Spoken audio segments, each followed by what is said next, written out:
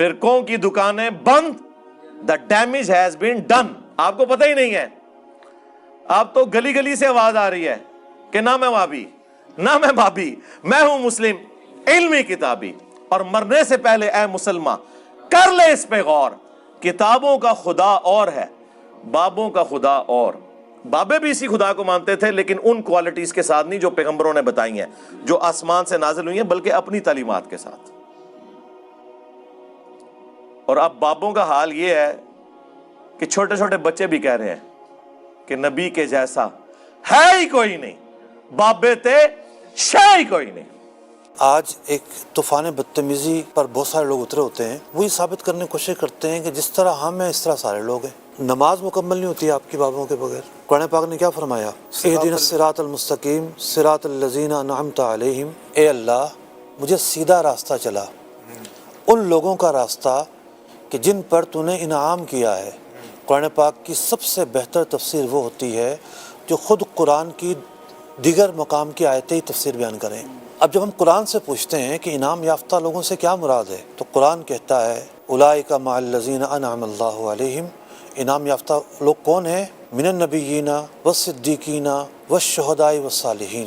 صرف انبیاء اگر کہا جاتا تو یہ طبقہ جو ہے پھر بھی شور کرتا رہتا. دیکھو انبیاء ہی کہا ہے نا, ہم تو بابوں کو برا بلا کہتے ہیں, معاذ اللہ ثم معاذ اللہ. قرآن نے فرمایا کہ انعام یافتہ لوگ انبیاء ہیں, صدیق ہیں, شہداء ہیں, صالحین ہیں. اولیاء اکرام کے اندر سب سے بڑا جو مرتبہ ہے وہ صدیقین کا ہے. 4 طبقات بیان کیے گئے, انبیاء, صدیقین, شہداء, صالحین. انبیاء کو ہٹا کر 3 طبقات. یہ 3 طبقات کیا بیان کر رہے ہیں کہ جو اللہ کے انعام یافتہ ہیں ان میں بھی ایک تقسیم ہے. ایک وہ ہے جو دوسرے سے زیادہ افضل ہے, اللہ کے ہاں زیادہ مقام مرتبے والا ہے. اب آپ یہ دیکھیے کہ قرآن تو کہہ رہا ہے کہ ان کا راستہ سیدھا راستہ ہے. بے شک. انہیں آپ کیسے فراموش کر سکتے ہیں؟ میں بڑا حیران ہوتا ہوں کہ لوگ کہتے ہیں وہ دور چلا گیا جب کرامتیں پائی جاتی تھیں. کیوں, اس دور میں کوئی سونا لگا ہوا تھا؟ جو 3 زمانے سب سے بہتر, حضور کا زمانہ, صحابہ کا زمانہ, تابعین کا زمانہ, ان 3 زمانوں کی فضیلت بیان کی گئی ہے. اس کے بعد تو سارے دور برابر ہیں, کوئی خاص فضیلت نہیں ہے. بات یہ ہے کہ یہ آپ کس بنیاد پر کہہ رہے ہیں کہ آج وہ اولیاء نہیں پائے جا سکتے جن میں کرامت پائی جاتی ہو؟ حضور نے تو فرمایا کہ 40 ابدال روئے زمین پر پائے جائیں گے ہر زمانے میں. اگر ان میں سے ایک انتقال کر جائے تو دوسرا اس کی جگہ لے لیتا ہے. اور بعض روایتوں میں مقام کی تخصیص کی گئی ہے کہ وہ جو ابدال پائے جائیں گے ملک کے شام میں پائے جائیں گے. اچھا, یہ اگر آپ کو کوئی صاحب نظر نہیں ملتا تو آپ کی بد نصیبی ہے. حقیقت یہ ہے کہ کسی صاحب نظر کی نگاہ آپ پر نہیں پڑی. اللہ اللہ, حقیقت یہ ہے. صحیح صحیح. تلاش تو کرو, ملیں گے, کیوں نہیں ملیں گے؟ طلب سے ملتی ہے نا چیز. آپ تو انکار کیے بیٹھے ہیں, نہیں آج کے دور میں تو کوئی ہو ہی نہیں سکتا. کیوں نہیں ہے؟ بہت سارے ہیں, بے شمار ہیں. اللہ کی زمین اللہ کے پسندیدہ لوگوں سے خالی ہو جائے, ایسا نہیں ہو سکتا. کیسے ممکن ہے؟ ممکن ہی نہیں ہے. ایسے افراد بھی تو ہیں نا معاشرے میں جو بابا جی بن کر, نیک بن کر ڈھونگی ہوتے ہیں, فراڈی ہوتے ہیں, لوگوں کو لوٹ رہے ہوتے ہیں, لوگوں کو جو ہے وہ پورا خالی کر دیتے ہیں. تو اب دیکھیے, یہ ان سے مراد لے رہے ہیں. میں عرض کر رہا ہوں جو غلط ہیں دونوں فریقین کے نزدیک غلط ہیں, اس پر تو اختلاف ہی نہیں ہے نا. جس چیز پر اختلاف ہے بات تو ہم وہاں کریں گے نا. ڈھونگی ڈھونگی ہے, ہم بھی کہتے ہیں, کوئی اور بھی کہے گا. بات یہ ہے کہ بعض لوگوں کی نیچر میں سائنس گھس گئی ہے. وہ نفس کرامت کا انکار کرنا شروع کر دیا انہوں نے. اچھا, کیا انہوں نے قرآن پاک کے واقعات نہیں پڑھے ہیں؟ کیا انہوں نے حضرت سلیمان علیہ السلام کے ایک امتی کا واقعہ نہیں پڑھا کہ پلک جھپکنے سے پہلے وہ تخت لے کر آ گیا؟ کیا انہوں نے اصحاب کہف کے واقعات نہیں پڑھے کہ 300 سال زندہ ہیں, وہ سوئے ہوئے ہیں, جو حدوث زمانہ ہے کوئی تکلیف نہیں پہنچا رہا. سورج نے اپنا راستہ تبدیل کر لیا ان کی وجہ سے. سبحان اللہ. یہ کیا ہے؟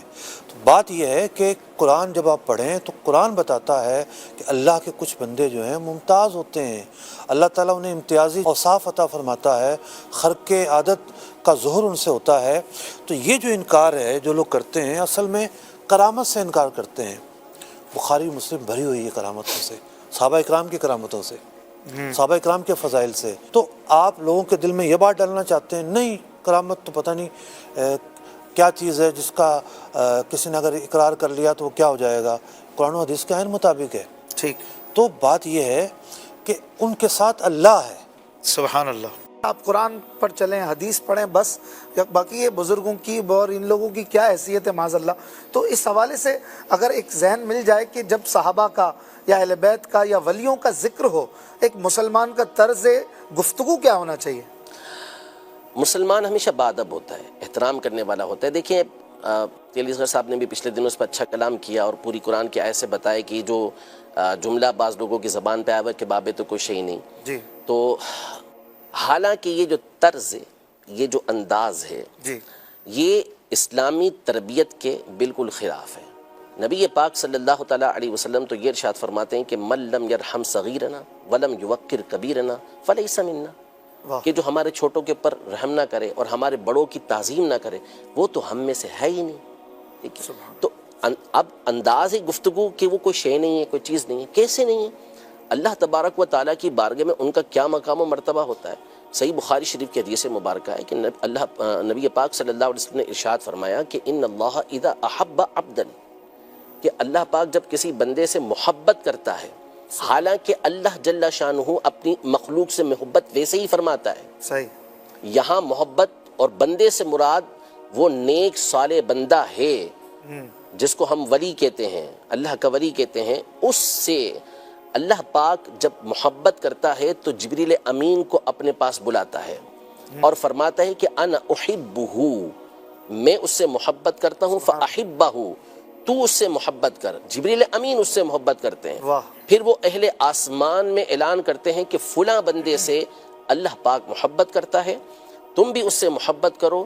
آسمان والے اس سے محبت کرتے ہیں. ثم یودع له القبول فی الارض، پھر اس کے بعد جو زمین والے ہوتے ہیں ان کے دل کے اندر، ان کے دل میں اس بندے کی مقبولیت کو رکھ دیا جاتا ہے. سبحان اللہ. یعنی کون سے لوگ جو نیک صالح اللہ کے بندے ہوتے ہیں، جو دین کی طرف راغب ہوتے ہیں، ان کے دلوں کے اندر ان کی محبت رکھ دی جاتی ہے. تو وہ کون ہیں؟ اللہ کے نبی، اللہ کے اولیاء ہیں، ٹھیک ہے، صحابہ ہیں، اہل بیت اطہار ہیں.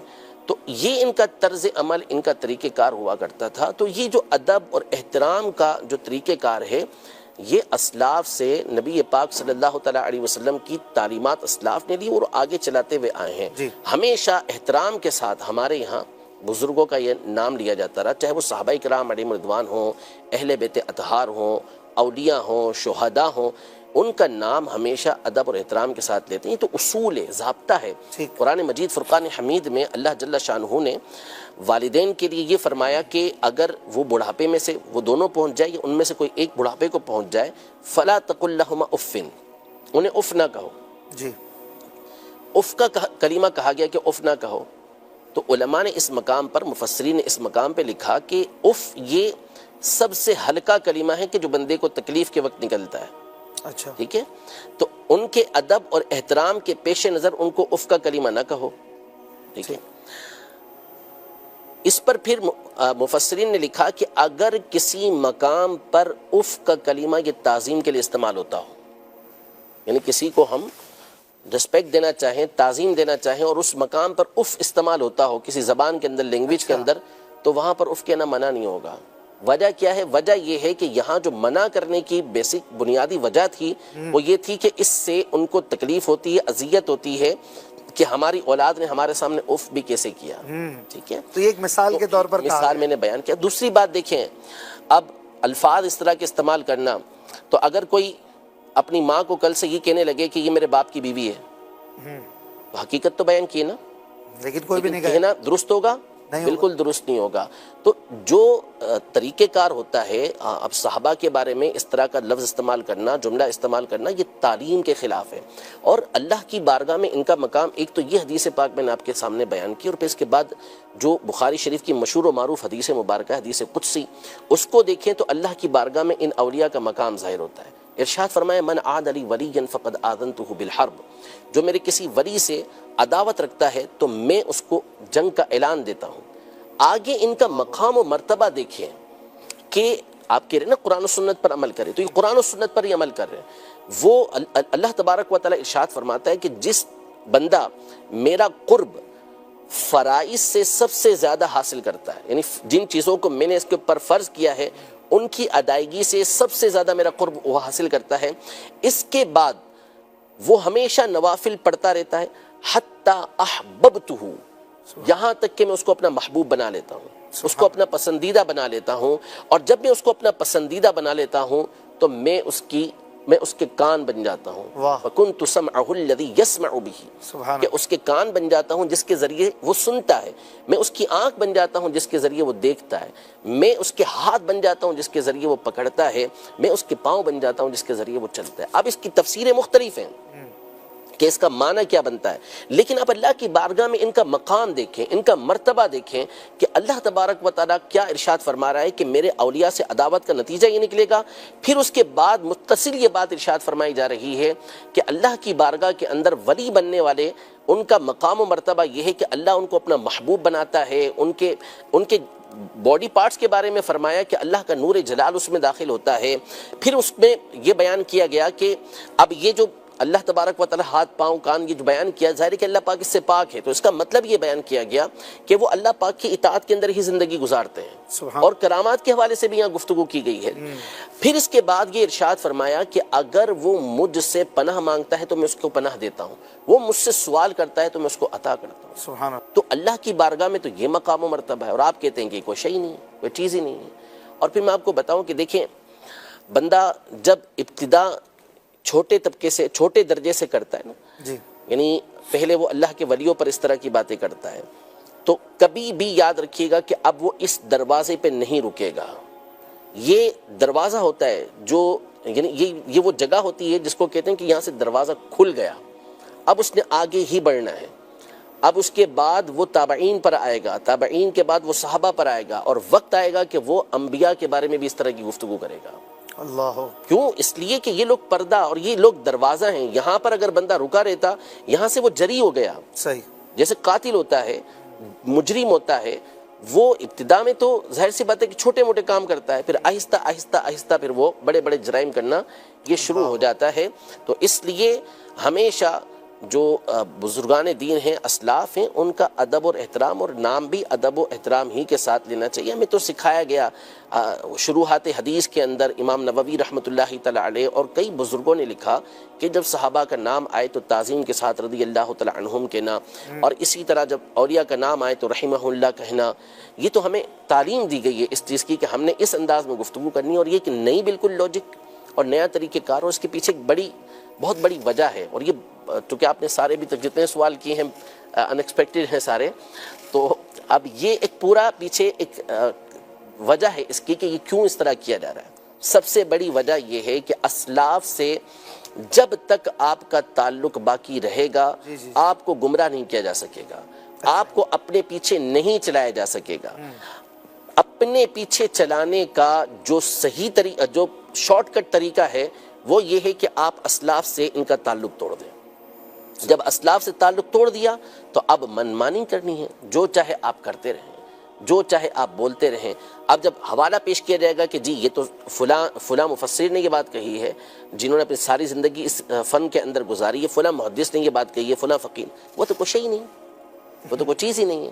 تو اس کا مطلب تو یہ ہوا نا کہ آپ نے تو تمام کو بے وقعت کر دیا کہ نہیں، ان کی وقعت ہوگی تو امت ان کی بات مانے گی۔